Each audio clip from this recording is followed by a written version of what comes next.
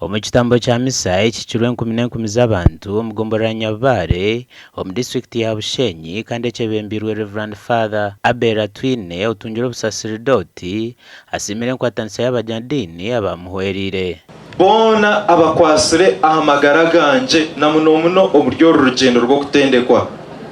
buzuma ko ntubanza na Father Peter Chartabe yambatize n'abasaserodoti bona bumbwine omuryo rugendo rwo kutendekwa Father Tubenda unagira umuseminariyo arwana mukuru Father Charles nawe hamwe na Father Ayebarakenjo babwana mukuru bacamunga nimbasima munonga insima basaserodoti bona binkozere nabo mparishe zitari zimwe na zimwe ogu atumirwe mparishi ya Ngarama mu district ya Isingiro kandi ashabirwe okwehara by'obutegeki bitu ayekwate ikigambo cya Ruhanga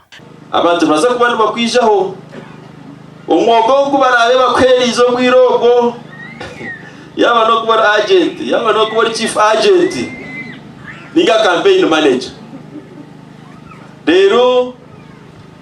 osange ati yo mwirogo ngoku twabatwine bishani bya Aberi osange Father Aberi oyerize omwanya kujya kwimusia iguru ya byona mukama osange noja kwimusia iguru ya byona mukasa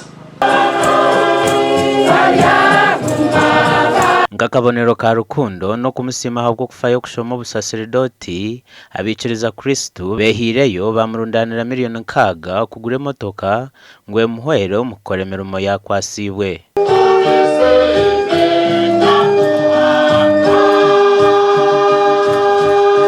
so nyobo kutango kwanje eke yanje narongono basa kwemerera no akotizira dikoni twire mtwaro 50 twainjere 5 y'amashita ngo tambureje obene motoka nonje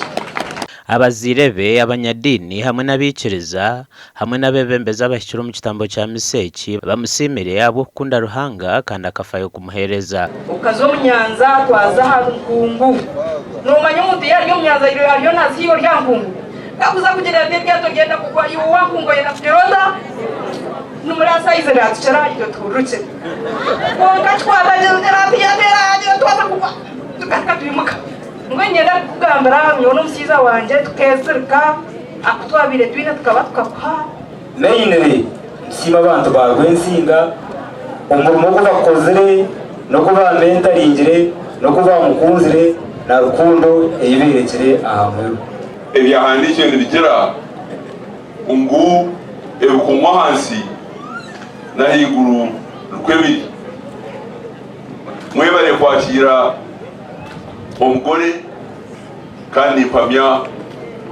ngu esongara ja kuskoraje obonyamuhanga ari umurinzi wi abazire behanangiriza ibogumano bashendashenda abana babo okushoma kuhereza Ruhanga kitari cyo kushabe byensi byonka Gasha kwa Sheikh Abdulatif